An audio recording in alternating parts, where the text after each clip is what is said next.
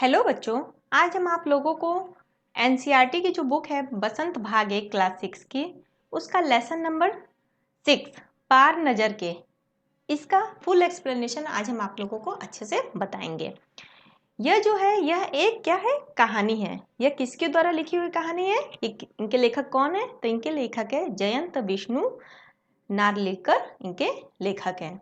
तो चलिए अब आगे बढ़ते हैं, इसके फुल एक्सप्लेनेशन को हम लोग देखते हैं।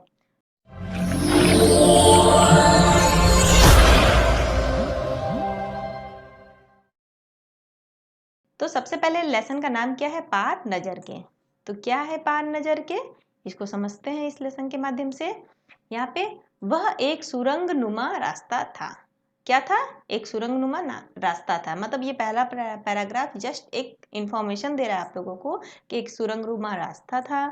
आम आदमी के लिए इस रास्ते में जाने की मनाही थी, मतलब कोई आम आदमी इस जगह नहीं जा सकता। लेकिन छोटू ने क्या किया था? एक दिन अपने पापा का सिक्योरिटी पास लिया और जा पहुंचा इस सुरंग में। फिर क्या हुआ? तो यही एक सार में मतलब छोटा सा बता दिया गया है। अब इसके आगे अब डिटेल में जानेंगे कि आगे कैसे क्या क्या हो रहा है। अब देखिए, माँ और छोटू, इन दोनों में क्या हो रही है? छोटू छोटू के माँ में बातें हो रही है कि छोटू कितनी बार कहा है तुमसे कि उस तरफ मत जाया करो। उसकी माँ, छोटू की माँ छोटू से ये बात कह रही है कि कितनी बार कहा है तुमसे कि उस तरफ मत जाया करो। तो फिर छोटू बोलता है, फिर पापा क्यों जाते हैं उस तरफ रोज रोज? मतलब डेली डेली पापा क्यों जाते हैं इस रास्ते में, सुरंगनुमा रास्ते में? फिर माँ बोलती है कि पापा को तो काम पर जाना होता है ना। बस डेली का डेली क्या होता है? रोजाना यही वार्तालाप, मतलब यही बातें आपस में हुआ करती थी छोटू की माँ और छोटू के बीच में। उस तरफ एक सुरंगनुमा रास्ता था। ठीक है, क्या था? एक सुरंग जैसा एक रास्ता था और छोटू के पापा क्या करते थे? इसी सुरंग में जाते थे। क्या करने? काम करने जाते थे। आम आदमी, जो आम आदमी होते हैं, उनको इस रास्ते में जाने की परमिशन नहीं था, मतलब रास्ते में जाने की क्या थी? मनाही थी। चंद चुनिंदा लोग ही इस सुरंगनुमा रास्ते से जा सकते थे। मतलब इस रास्ते का जो इस्तेमाल था वो कुछ लोग ही कर सकते थे जो वहां पे काम करते थे। और छोटू के पापा इन्हीं चुनिंदा लोगों में से एक थे। मतलब छोटू के पापा भी उसी सुरंगनुमा रास्ते में जाकर काम करते थे। आज छुट्टी थी और छोटू के पापा घर पर ही आराम फरमा रहे थे। मतलब छोटू के पापा की क्या थी? आज छुट्टी थी और वो घर पर ही थे। नजर बचाकर चोरी छिपे छोटू ने पापा की सिक्योरिटी पास हथियाई लिया। अब छोटू ने क्या किया? पापा से नजर बचाकर धीरे से जाकर पापा का जो सिक्योरिटी पास था, जो सुरंगनुमा रास्ते में जाना था, उस रास्ते का पास होता था, उसको क्या किया? धीरे से ले लिया। बस पास लेकर वो चल दिया कहाँ? सुरंग वाले रास्ते की तरफ। वैसे तो उनकी पूरी कॉलोनी ही जमीन के नीचे बसी हुई थी। ठीक है, वहां पे जो पूरा का पूरा एक जो कॉलोनी होता है ना भाई, जो हम लोग की तरफ भी तो एक एक कॉलोनी होता है, तो वैसी एक कॉलोनी क्या होती थी? पूरी जमीन के नीचे बसी होती थी। मतलब ये जो आपको बताया जा रहा है कहानी, ये जमीन के नीचे की कहानी बताई जा रही है। तो यह जो सुरंगनुमा रास्ता था, यह इसके अंदर क्या जल रहे थे? दिए जल रहे थे। ठीक है, और प्रवेश करने से पहले एक बंद दरवाजे का सामना करना पड़ता था। अब यहाँ पे बता रहा है कि जब छोटू सुरंगनुमा रास्ते में गया तो अंदर क्या जल रहा था? दिया जल रहा था। और प्रवेश करने से पहले एक दरवाजे का भी सामना करना पड़ता था। दरवाजे में एक खांचा बना हुआ था। दरवाजे में क्या बना हुआ था? एक खांचा बना हुआ था। खांचा मतलब आपको जैसे ये देख लीजिए, ये दरवाजा है और इसमें ये क्या बना हुआ है? एक तरह का ये स्ट्रक्चर बना हुआ है। अब इसके द्वारा वो क्या किया? छोटू ने क्या किया? खांचे में काट डाला। वो जो काट डालने का जगह था, बनाया हुआ था स्ट्रक्चर, उसमें उसने काट डाला, कार्ड को डाल दिया। तुरंत दरवाजा खुल गया और उस कार्ड को डालते ही, ठीक है, स्वाइप करते ही क्या हुआ? दरवाजा खुल गया। छोटू ने सुरंग में प्रवेश किया। अब छोटू क्या किया? सुरंग के अंदर गया। अंदर वाले खांचे में सिक्योरिटी पास आ पहुंचा था। जब अंदर वाला जो खांचा था वहां पे क्या आ गया? सिक्योरिटी पास आ पहुंचा था। उसे उठा लिया। कार्ड उठाते ही दरवाजा बंद हुआ। अब जैसे ही उसने कार्ड को उठाया और दरवाजा क्या हो गया? बंद हो गया। छोटू ने क्या किया? चारों तरफ नजर दौड़ाई। मतलब वो चारों तरफ, फिर जब दरवाजा अंदर चला गया, दरवाजा बंद हो गया, तो फिर छोटू चारों तरफ देखने लगा कि आखिर क्या है, क्योंकि वो कभी उस रास्ते पे नहीं गया हुआ है। सुरंगनुमा वह रास्ता ऊपर की तरफ जाता था। मतलब कॉलोनी तो पूरा जमीन के अंदर है, और वो जो रास्ता था सुरंगनुमा वो कहाँ जा रहा है, वो ऊपर की तरफ जा रहा है, मतलब जमीन की तरफ, धरती की तरफ। यानी जमीन का ऊपर का सफर कर आने का मौका मिल गया था। मतलब अब छोटू को क्या हो रहा है, ये रास्ता तो ऊपर की तरफ जा रहा है, मतलब छोटू ऊपर जाके वो जमीन का जो हम लोग का धरती का जो जमीन है वहां पे वो जाने का रास्ता था। अब वो उसको मौका मिल गया था, लेकिन मगर कहाँ, मौका हाथ लगते ही फिसल गया। जैसे ही उसको मौका लगा कि इधर से मैं जाऊंगा धरती की तरफ, तभी वो फिसल गया। क्यों? क्योंकि सुरंग में जगह जगह लगाए गए निरीक्षक यंत्रों की जानकारी छोटू को नहीं थी। कई जगह उस सुरंग में क्या लगाए गए थे, निरीक्षक यंत्र लगाए गए थे, ठीक है, जानकारी जानने के लिए कुछ यंत्र लगाए गए थे। मगर छोटू के प्रवेश करते ही पहले निरीक्षक यंत्र में संदेहास्पद स्थिति दर्शाने वाली हरकत हुई। जैसे ही छोटू ने वहां इंटर किया, तभी वो जो निरीक्षक यंत्र थे जिससे पहचान होता था, वो जो यंत्र थे उससे संदेहास्पद स्थिति, मतलब उसको कुछ शंका हुआ, ठीक है, ऐसा कुछ हरकत होने लगा। इतने छोटे कद का व्यक्ति सुरंग में कैसे आया? अब वहां पे लोगों ने जब उसे पहचाना कि अरे यहाँ पे तो सब बड़े बड़े लोग ही काम करते हैं, फिर इतने छोटे कद का व्यक्ति इस सुरंग में कैसे आया? तभी दूसरे निरीक्षक यंत्र ने तुरंत छोटू की तस्वीर खींच ली। तो वहां तो बहुत सारे निरीक्षक यंत्र लगे हुए लोगों को पहचानने के लिए, ठीक है। फिर दूसरे वाला जो यंत्र था वो क्या किया, छोटू का फोटो ही खींच लिया। फिर एक नियंत्रण केंद्र में इस तस्वीर की जांच की गई और खतरे की सूचना दी गई। फिर इस तस्वीर की जांच करने के लिए दूसरे नियंत्रण केंद्र में दिया गया और इसका क्या किया गया, खतरे का सूचना दिया गया कि जरूर कोई खतरा है। बस इन सारी गतिविधियों से अनजान छोटू आगे बढ़ रहा था। अब छोटू को ये सब कुछ भी नहीं पता था कि मेरा फोटो खिंचाया जा रहा है, मुझे निरीक्षक केंद्र में मतलब जाना पहचाना जा रहा है, ये सब कुछ नहीं पता। बस वह सुरंग में आगे बढ़ते जा रहा है। तभी जाने कहां से सिपाही दौड़े चले आए। अब उन लोगों को तो पता चल गया कि एक छोटा सा कोई व्यक्ति, बच्चा है जो है सुरंग में। बस वहां पे सिपाही दौड़े आए छोटू के पास और छोटू को पकड़कर वापस क्या किया, घर पे छोड़ दिया। घर पर माँ छोटू का इंतजार कर रही थी। बस अब छोटू की तो खैरियत न थी। छोटू के पापा न होते तो शायद छोटू का बचना भी मुश्किल था। मतलब माँ पूरी गुस्से में थी कि छोटू आएगा तो छोटू को मैं डांटूंगी, लेकिन वहां पे तो छोटू के पापा थे और उन्होंने क्या किया, छोटू को बचा लिया, वरना छोटू को बहुत ही मार या डांट पड़ती। छोटू भी मैं इससे समझा दूंगा सब, ठीक है। छोटू बोलता है मैं इसे, अरे सॉरी, पिताजी बोलते हैं कि छोड़ो भी, मैं इसे सब समझा दूंगा। पिताजी माँ को, छोटू की माँ को बोलते हैं कि अब छोड़ भी दो छोटू को, मैं इसको सब कुछ समझा दूंगा, फिर वो ऐसी गलती कभी नहीं करेगा। पापा ने छोटू को बचा लिया। पापा ने क्या किया, छोटू को बचा लिया। बोले छोटू मैं जहाँ काम करता हूँ ना, वह क्षेत्र जमीन से ऊपर है, ठीक है। अब वो लोग जहाँ काम करते हैं, सुरंगनुमा रास्ता वो कहाँ जाता है, ऊपर जाता है। वो लोग जो काम करते हैं वो जमीन के ऊपर काम करते हैं, वहाँ पे आम आदमी नहीं जा सकते, क्योंकि वहाँ के माहौल में वो वहाँ जी नहीं सकते। वहाँ का मतलब उस धरती का माहौल ऐसा है कि वहाँ पे कोई जीवित नहीं रह सकता, आम आदमी नहीं जा सकते, मैं वही काम करता हूँ। तो फिर छोटू पूछता है कि फिर पापा आप वहाँ कैसे जाते हैं? जाहिर सी बात है, कोई भी बच्चा पूछेगा, अगर वहाँ आम आदमी नहीं जा सकता तो हम भी तो आम आदमी हैं, तो फिर आप वहाँ काम करने कैसे जाते हैं अगर वहाँ कोई जिंदा नहीं रह सकता? तो फिर क्या, फिर पिताजी बोलते हैं मैं वहाँ एक खास किस्म का स्पेस सूट पहनकर जाता हूँ। अब उसके पिताजी क्या पहन के जाते हैं, एक खास किस्म का स्पेस सूट। ये जो स्पेस सूट्स है इससे मुझे ऑक्सीजन मिलता है। उससे छोटू के पिताजी को क्या मिलता है, ऑक्सीजन मिलता है, जिससे मैं सांस ले सकता हूँ, ठीक है। उसके पिताजी क्या पहन के जाते हैं, स्पेस सूट पहन के जाते हैं। क्यों पहन के जाते हैं, क्योंकि वहाँ आम आदमी जिंदा नहीं रह सकता, और स्पेस सूट पहनने से उसको उसमें क्या मिलेगा, ऑक्सीजन मिलेगा, जिससे वो छोटू के पिताजी सांस ले सकेंगे। इसी स्पेस सूट की वजह से बाहर की ठंड से मैं अपने आप को बचा सकता हूँ। वो बोल रहे हैं कि इसे स्पेस सूट की वजह से जो बाहर की ठंड है उससे मैं अपने आप को बचा सकता हूँ, और खास किस्म के जूते की वजह से जमीन के ऊपर मेरा चलना मुमकिन होता है। और जमीन के ऊपर जो चलना भी है, वो भी जो जूता में हम लोग पहनते हैं वो भी बहुत ही एक अलग किस्म का होता है। जमीन के ऊपर चलने फिरने के लिए हमें एक विशेष प्रकार का प्रशिक्षण दिया जाता है। मतलब उन लोगों को जमीन के ऊपर जाने के लिए, वहां काम करने के लिए पहले एक प्रशिक्षण किया जाता है उन लोगों का, ठीक है। मतलब उन लोगों को पहले सिखाया जाता है कि यहाँ पे स्पेस सूट पहन के जाना है, क्योंकि वहाँ ऑक्सीजन नहीं है, किस तरह के जूते पहन के जाना है, कैसे चलना है, क्या करना है, इन सब का सबसे पहले उन लोगों को ट्रेनिंग दिया जाता है। प्रशिक्षण का मतलब है ट्रेनिंग दिया जाता है। यह सब बातें अब क्या कर रहा था, छोटू सुन रहा था।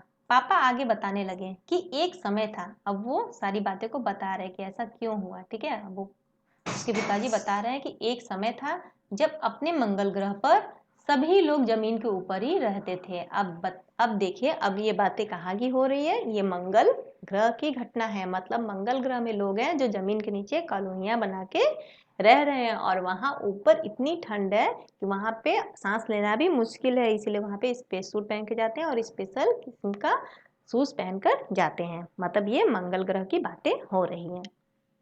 तो पिताजी बोले कि एक समय था जब अपने मंगल ग्रह पे सभी लोग जमीन के ऊपर रहते थे।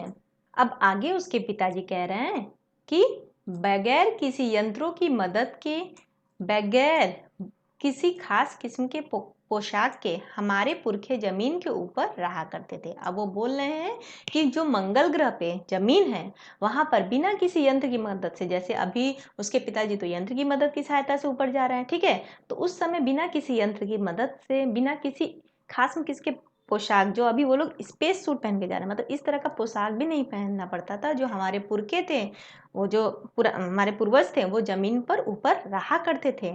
लेकिन क्या हुआ, धीरे धीरे वातावरण में परिवर्तन आने लगा। अब धीरे धीरे क्या हुआ, एनवायरमेंटल में चेंजेस होने लगा, और कई तरह के जो जीव थे वे धरती पे रहा करते थे। उस समय क्या हुआ, बहुत सारे जीव धरती पे रहते थे ऊपर मंगल ग्रह की धरती पर, और एक के बाद एक सब मरने लगे। जैसे जैसे इन्वायरमेंटल में चेंजेस होने लगा, धीरे धीरे जो जीव थे, जो जीवित रहते थे धरती पे, वो सब मरने लगे। और इसी परिवर्तन की जड़ में था, अब इस परिवर्तन का जो जड़ था, अब वो बता रहे हैं कि ये जो चेंजेस हुआ एनवायरमेंटल में, इन सब का मेन रीजन क्या था, सूरज में हुआ परिवर्तन। मतलब सन में कुछ परिवर्तन हुआ।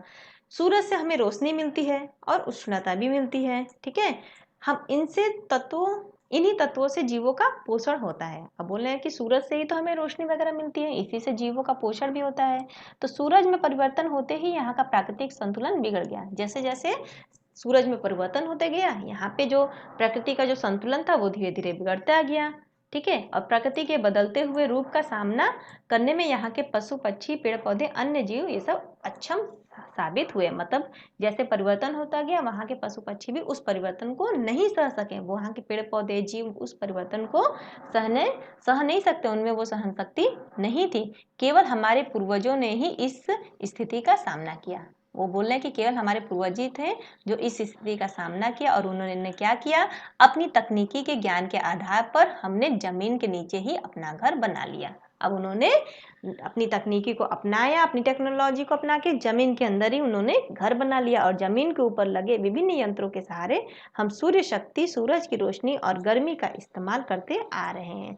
और ऊपर बहुत सारा यंत्र लगा हुआ है जिससे हमें क्या मिल रही है, सूरज की शक्ति मिल रही है, उनकी रोशनी, उनकी गर्मी का हम क्या कर रहे हैं, उपयोग कर रहे हैं। और उन्हीं यंत्रों के सहारे हम यहाँ जमीन के नीचे जी रहे हैं। और यंत्र को सुचारू रूप से चलते रहे, इसके लिए बड़ी सतर्कता बरतनी पड़ती है। और ये जो जितने भी मशीन हैं, जितने भी लगाए गए हैं धरती के ऊपर, ये सब अच्छे से चलें, बस इन सब का ध्यान हमें बहुत अच्छे से रखना पड़ता है। और मुझ जैसे कुछ चुनिंदा लोग ही इन्हीं यंत्रों का ध्यान रखते हैं।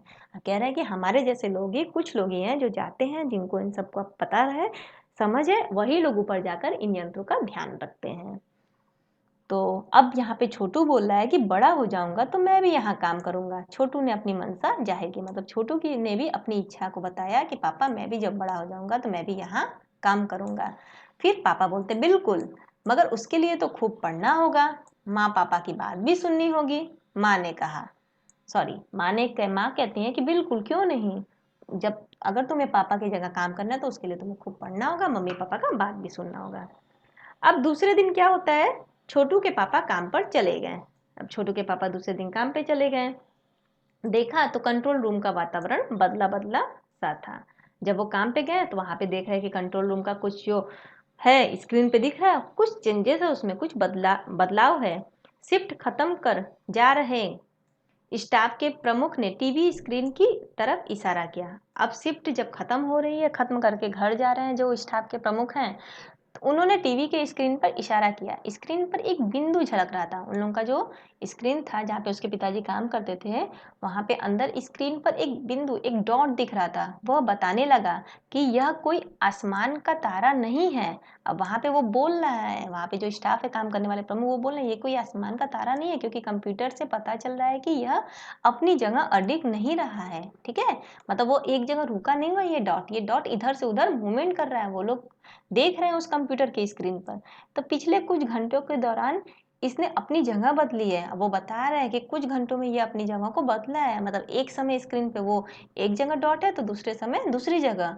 तो कंप्यूटर के अनुसार यह हमारी धरती की तरफ बढ़ता चला आ रहा है। वो बोल रहा है कि कंप्यूटर की मदद से हमें ये पता चला कि ये जो डॉट है, ये जो दिख रहा है, ये हमारी ओर ही आता जा रहा है जमीन पर। अब देखिए, अंतरिक्ष यान तो नहीं है। ठीक है, छोटू के पापा ने अपना संदेह प्रकट किया। अब छोटू के पापा उस प्रमुख से अपना मतलब मेन जो मैनेजर वहाँ पे रहते हैं, उनसे अपना संदेह, उनको डाउट होता है। वो बोलते हैं कहीं ये अंतरिक्ष यान तो नहीं है, ये जो डॉट बना हुआ है। अब संदेह हमें भी है। अब आप इस पर बराबर ध्यान रखिएगा। अब वो तो शिफ्ट चेंज करके जा रहे हैं, उसकी जगह उसके छोटू के पिताजी आ रहे हैं। तो वहाँ के जो प्रमुख है, जो शिफ्ट चेंज करके जा रहे हैं, वो बोल रहे हैं संदेह तो हमें भी है, डाउट तो हमें भी है, लेकिन आप इस पर हमेशा ध्यान रखिएगा। छोटू के पापा सोच में डूब गए। अब छोटू के पापा क्या हो रहा है, सोच रहे हैं कि आखिर ये क्या हो रहा है। क्या सचमुच अंतरिक्ष यान होगा? ये कहाँ से आ रहा होगा? वो सोचता है कि अगर ये अंतरिक्ष यान होगा तो फिर ये कहाँ से आ रहा है? सौर मंडल में तो हमारी धरती के अलावा और कौन से ग्रह पर जीवों का अस्तित्व होगा? वो बोल रहे हैं कि एक पूरे के पूरे जो सौर मंडल है, ठीक है, ग्रह है, इसमें तो हमारी जो धरती है, मतलब वो बोला कि हमारा जो मंगल ग्रह है, हमारे मंगल के ग्रह के अलावा और कौन सा अस्तित्व होगा और कहाँ जीवन होगा? ठीक है, कैसे हो सकता है? यह कैसे हो सकता है? और अगर होगा भी तो क्या इतनी प्रगति कर चुका होगा जो अंतरिक्ष यान छोड़ सके? अब वो बोल रहे हैं, मंगल ग्रह पे रहने वाले जो लोग हैं, छोटू के पापा मतलब, अगर मानते हैं कि अगर कहीं जीवन भी होगा तो क्या वो लोग इतना उन्नति कर चुके हैं, इतना आगे बढ़ चुके हैं कि वो अंतरिक्ष यान भी दूसरे मतलब ये ग्रह पे ला सकते हैं? वैसे तो हमारे पूर्वजों ने भी अंतरिक्ष यान उपग्रहों का प्रयोग किया था, वो बोल रहे हैं, लेकिन मंगल ग्रह पे रहने वाले जो हमारे पूर्वज थे, उन्होंने भी अंतरिक्ष यान उपग्रहों का प्रयोग किया था। मगर अब हमारे लिए तो ये संभव नहीं है, ये तो असंभव है। उसके लिए आवश्यक मात्रा में तो ऊर्जा हो। काश इस नए मेहमान को नजदीक से देखा जा सकता। वो बोल रहे हैं उसके लिए तो आवश्यक मात्रा में ऊर्जा होनी चाहिए। काश, हाँ, अब वो बोल रहे हैं काश ये जो नया मेहमान आया है, ये जो बिंदु दिख रहा है, डॉट दिख रहा है, अगर ये कोई यान है, अंतरिक्ष यान, काश मैं उसको देख सकता। हाँ, अगर वह इसी तरफ आ रहा होगा तब तो यह संभव हो सकेगा जो देखें। अब उसके पिताजी कह रहे, छोटे के पिताजी, कि अगर ये डॉट हमारी तरफ ही आ रहा है, हमारी धरती पर आ रहा है, तब तो शायद यह संभव हो सकता है कि हम उसको देख सकते हैं। अब अंतरिक्ष यान से एक यांत्रिक हाथ बाहर निकला। अब वो जो अंतरिक्ष यान था, उन्होंने देखा कंप्यूटर स्क्रीन में कि एक यांत्रिक हाथ, एक इलेक्ट्रॉनिक जो हैंड बनाया गया, वो बाहर निकला। हर पल उसकी लंबाई बढ़ती ही जा रही थी। अब उसकी लंबाई क्या हो रही है, हाथ की, बढ़ती जा रही है। छोटू के पापा ने अवलोकन जारी रखा। अब छोटू के पापा लगातार स्क्रीन पे देख रहे हैं कि क्या क्या हो रहा है। कॉलोनी की प्रबंध समिति की सभा बुलाई गई। अब यह सब देखकर कॉलोनी के जितने भी प्रबंध समिति थी, उन सभी की सभा बुलाई गई। सारे के सारे अध्यक्ष क्या कर रहे हैं, अब भाषण दे रहे थे कि हाल ही में मिली जानकारी से पता चलता है कि 2 अंतरिक्ष यान हमारे मंगल ग्रह की तरफ बढ़ते चले आ रहे हैं। अब वो लोग कह रहे हैं कि हाल ही में यह पता चला है कि 2 अंतरिक्ष यान जो है क्या है, हमारे मंगल ग्रह पे चले आ रहे हैं। इनमें से एक अंतरिक्ष यान जो है हमारे इर्द गिर्द चक्कर काट रहा है। मतलब एक जो यान है हमारे चारों तरफ चक्कर काट रहा है। जो कंप्यूटर के अनुसार ये अंतरिक्ष यान बहुत नजदीक के ही किसी ग्रह से छोड़े गए हैं। अब कंप्यूटर जो बता रहा है कि ये जो अंतरिक्ष यान हमारे चारों तरफ चक्कर काट रहा है, ये हमारे पास के ही किसी ग्रह से आया हुआ है। ऐसी हालत में हमें क्या करना चाहिए, इसकी कोई सुनिश्चित योजना बनाना जरूरी है। वहाँ पे लोग आपस में सभा में बातचीत कर रहे हैं कि अगर ऐसी हालत है तो इस समय हमें क्या करना चाहिए। ठीक है, नंबर 1 आपका क्या ख्याल है? अब वहाँ पे नंबर 1 मतलब नाम की जगह नंबर 1 बोला जा रहा है नंबर के माध्यम से, कि नंबर 1 आप बोलिए कि आपका क्या ख्याल है। तो नंबर 1 क्या बोलते हैं कि कॉलोनी की सुरक्षा की पूरी जिम्मेदारी नंबर 1 पर थी। वहाँ पे कॉलोनी की सुरक्षा की पूरी जिम्मेदारी नंबर 1 पर थी। उन्होंने कुछ कागज समेटते हुए बोलना शुरू किया। अब उन्होंने कुछ कागज को इकट्ठा करते हुए बोलना शुरू किया कि इन दोनों अंतरिक्ष यानों को जलाकर खाक कर देने की क्षमता हम रखते हैं। वो बोल रहे हैं कि ये दो अंतरिक्ष यान जो आए हुए हैं, इन दोनों को हम लोग जला सकते हैं, मगर इससे हमें कोई जानकारी हासिल नहीं होगी। अगर हम इसे जला देंगे तो इससे हमें कुछ भी नॉलेज प्राप्त नहीं होगा कि आखिर ये कहाँ से आया, ठीक है, इसमें और भी कोई है, क्या है, कुछ पता नहीं चलेगा। अंतरिक्ष यान बेकार कर जमीन पर उतरने पर मजबूत कर देने वाले यंत्र हमारे पास नहीं है। अगर हम इसे नहीं जलाते तो हमारे पास इस तरह का कोई यंत्र भी नहीं है कि इसे बेकार कर कर जमीन पर उतार कर मजबूती से उसको यहाँ पे खड़ा कर दिया जाए। ऐसा कोई यंत्र भी नहीं है। हालांकि अगर ये अंतरिक्ष यान खुद ब खुद जमीन पर उतरते हैं तो उन्हें बेकार कर देने की क्षमता हमें अवश्य है। अगर ये अंतरिक्ष यान हमारी धरती पर खुद उतर जाएंगे तब हम उन्हें बेकार कर सकते हैं, हम ये क्षमता रखते हैं। वहां पे नंबर 1 जो है वो ये बात बोल रहा है। मेरी जानकारी के अनुसार इस अंतरिक्ष यानों में सिर्फ यंत्र है, किसी तरह के जीव इसमें सवार नहीं है। अब नंबर 1 का कहना है कि मुझे जैसा जानकारी लग रहा है, मैं जो सा सोच रहा हूँ उस हिसाब से अंतरिक्ष यान में सिर्फ यंत्र ही है, किसी तरह का कोई भी जीव इसमें सवार नहीं है। अब नंबर 1 की बात सही लगती है। नंबर 2 की बारी आती है। नंबर 2 कौन है? एक वैज्ञानिक है। अब वो भी बोले, हालांकि यंत्रों को बेकार कर देने में भी खतरा है। अब वो बोल रहे हैं कि अगर यंत्रों को हम बेकार कर देते तो उसमें भी बहुत खतरा है, क्योंकि इनके बेकार होते ही क्या होगा, दूसरे ग्रह के लोग हमारे बारे में जान जाएंगे। क्यों? ये जब बेकार होगा तो दूसरे ग्रह के लोग क्या करेंगे, हमारे बारे में जान जाएंगे। इसलिए मेरी राय में हमें सिर्फ अवलोकन करते रहना चाहिए। अब 2 नंबर जो बोल रहा है कि इसको बेकार करने से दूसरे ग्रह को मालूम चल जाएगा, तो हमें बस इनको ध्यान से देखते रहना है कि आखिर ये क्या कर रहे हैं। जहां तक हो सके हमें अपने अस्तित्व को छिपाए ही रखना चाहिए। अब आगे बात हो रहा है कि जहां तक हो सके हमें अपने अस्तित्व को, हम जो हैं, हमें अपना छिपा कर रखना है। क्यों? क्योंकि हो सकता है कि जिन लोगों ने अंतरिक्ष यान भेजे हैं वे कल को इनसे भी बड़े सक्षम अंतरिक्ष यान भेजें। ठीक है, हमें यहाँ का प्रबंध कुछ इस तरह रखना चाहिए जिससे इन यंत्रों को यह गलतफहमी न हो कि इस जमीन पर कोई भी चीज इतनी महत्वपूर्ण नहीं है जिससे वे लाभ उठा सकें।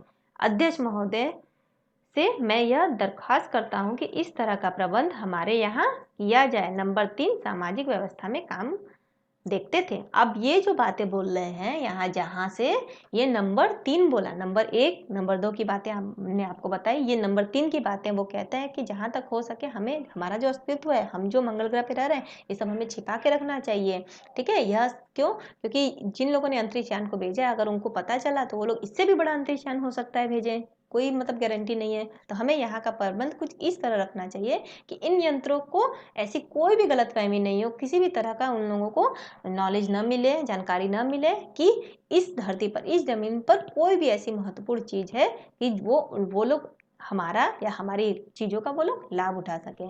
यह अध्यक्ष महोदय से वो 3 नंबर क्या करता है, दरखास्त करता है कि इस तरह का पाबंदी यहाँ किया जाना चाहिए। 3 नंबर क्या करते थे, सामाजिक व्यवस्था को का काम को देखते थे। अब उनकी बात के जवाब में अध्यक्ष कुछ बोलने जा ही रहे थे कि फोन की घंटी बजी। अब जैसे ही अध्यक्ष उनकी बात का जवाब देने जा रहे तभी फोन की घंटी बजी। क्या बजी कि अध्यक्ष ने चोंगा उठाया और 1 मिनट बाद सभा को संबोधित करते हुए उन्होंने कहा, भाइयों, अंतरिक्ष यान क्रमांक 1 हमारी जमीन पर उतर चुका है। मतलब तभी जैसे ही वो सोचते हैं कि कुछ बोले, फोन की घंटी बजती है और बस वहां पे ऑर्डर आता है, मतलब वहां पे इंफॉर्मेशन मिलता है कि यान अंतरिक्ष यान क्रमांक 1 मतलब संख्या 1 नंबर जो अंतरिक्ष यान है वो हमारी जमीन पर उतर चुका है। वह दिन छोटू के लिए बड़ा ही महत्वपूर्ण दिन था। पापा उसे कंट्रोल रूम में ले गए थे। अब जिस दिन वो अंतरिक्ष यान जमीन पर उतरता है उस दिन छोटू के लिए भी बहुत बड़ा दिन था। क्यों? क्योंकि पापा उसी दिन छोटू को कंट्रोल रूम में ले गए थे। यहाँ से अंतरिक्ष यान क्रमांक 1 साफ नजर आ रहा था। वहां से जो अंतरिक्ष यान था वो एकदम सफा सफा नजर आ रहा था।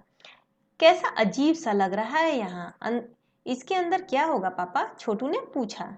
अभी नहीं बताया जा सकता, दूर से ही इसका निरीक्षण जारी है। अब उसके पापा बोल रहे हैं कि ये क्या है इसके अंदर, इस अंतरिक्ष यान के अंदर क्या है, कौन, ये सब कुछ भी नहीं बताया जा सकता क्योंकि दूर से ही हम लोग इसको देख रहे हैं। उस पर बराबर हमारा ध्यान है और उसके हर अंग पर हम नियंत्रण कर रहे हैं। वक्त आने पर हम अगला कदम उठाएंगे, जब वक्त आएगा तभी हम दूसरा कदम उठाएंगे। छोटू के पापा ने यह सब बात छोटू को बताया। उन्होंने छोटू को एक कंसोल दिखाया जिस पर कई बटन थे। ठीक है, छोटू के पापा ने, क्योंकि वो उसी में अंदर था छोटू, तो इस तरह का एक कंसोल दिखाया जहाँ पे बहुत सारे बटन थे। अब अंतरिक्ष यान से एक यांत्रिक हाथ बाहर निकला। ठीक है, वो लोग जो स्क्रीन में देख रहे हैं, जैसा कि आप देख रहे हैं, ये अंतरिक्ष यान उतरा है धरती पर और यहाँ से एक बड़ा सा हाथ बाहर निकला। हर पल उसकी लंबाई बढ़ती ही जा रही थी। वह शायद जमीन पर पहुंचकर मिट्टी उकेर लेना चाहता था। मतलब ऐसा लग रहा था कि वो जमीन पर आकर उस मिट्टी को उठाना चाह रहा है। सब लोग स्क्रीन पर दिखाई दे रहे, यह सब कुछ क्या हो रही थी, स्क्रीन पर दिखाई दे रही थी। अंतरिक्ष यान की इस हरकत को ध्यान से देख रहे थे वो लोग, सिवा एक के, उसका ध्यान कहीं और ही था। अब यहाँ पे सब लोग तो इस हरकत को देख रहे हैं कि कैसे उसमें से अंतरिक्ष यान से हाथ निकल रहा है और वो मिट्टी को उठा रहा है, लेकिन एक लोग हैं जो उस पर ध्यान नहीं दे रहे थे। वो कौन था? छोटू। छोटू का सारा ध्यान कहाँ था? कंसोल पैनल पर। कंसोल पैनल मतलब ये जो ढेर सारे बटन थे, इस बटन पे छोटू का ध्यान था। कंसोल का एक बटन दबाने की अपनी इच्छा को वो रोक नहीं पाया। अब छोटू उसमें से एक बटन दबा दिया, उसकी जो इच्छा थी। वह बटन कौन सा था? वो था लाल बटन। उसे बरबस अपनी तरफ खींच रहा था। वो जो लाल बटन था, बार बार उस बटन पर छोटू का नजर जा रहा था और उसने उस बटन को दबा दिया और सहसा खतरे की घंटी बजी। बस लाल बटन दबाते ही खतरे की घंटी बजती लगती है। सबकी निगाहें कंसोल की तरफ मुड़ी। अब स्क्रीन पर सब लोग देख रहे थे अंतरिक्ष यान को। जैसे ही बटन का आवाज आता है, सबका नजर कहाँ घूम जाता है? कंसोल की तरफ घूम जाता है। पापा ने छोटू को अपनी तरफ खींचते हुए एक झापड़ रसीद कर दिया। अब पापा ने क्या किया? छोटू को अपनी तरफ खींचा और छोटू को एक थप्पड़ मारा। लाल बटन को पूर्व स्थिति में ला रखा। फिर से लाल बटन को वो जो दबाया था उसको पहले के जैसा कर दिया। मतलब कोई अब सिग्नल नहीं हो रहा है। मगर उस तरफ अब अंतरिक्ष यान के उस यांत्रिक हाथ की हरकत सहसा रुक गई। मतलब यंत्र बेकार हो गया। ये इससे क्या हो गया? उसका रुक गया और यंत्र बेकार। उधर पृथ्वी पर national aeronautics and space administration, मतलब नासा, ये नासा का फुल फॉर्म है, द्वारा प्रस्तुत वक्तव्य ने सबका ध्यान अपनी तरफ आकर्षित कर लिया। अब ये जो यांत्रिक अंतरिक्ष यान था, ये किसने भेजा था? ये नासा ने भेजा था। मंगल की धरती पर उतरा हुआ अंतरिक्ष यान वाइकिंग अपना निर्धारित कार्य कर रहा था। वो बोला कि मंगल की धरती पर, मंगल ग्रह की धरती पर ये जो अंतरिक्ष यान उतरा था वाइकिंग, वो अपना सारा काम कर रहा था। हालांकि किसी अज्ञात कारणवश अंतरिक्ष यान का हाथ बेकार हो गया था। अब किसी अज्ञात मतलब घटना के कारण उसका हाथ क्या हो गया था? बेकार हो चुका था। नासा के तकनीशियन ने इस बारे में जांच कर रहे थे कि इस अंतरिक्ष यान का हाथ को दुरुस्त करने का प्रयास भी जारी है। वो लोग जांच कर रहे थे तथा इस यांत्रिक हाथ को ठीक करने का कोशिश कर रहे थे नासा के लोग। अब ये किसके द्वारा भेजा गया था? अंतरिक्ष यान धरती के द्वारा भेजा। कहाँ भेजा गया था? मंगल ग्रह पे भेजा गया था।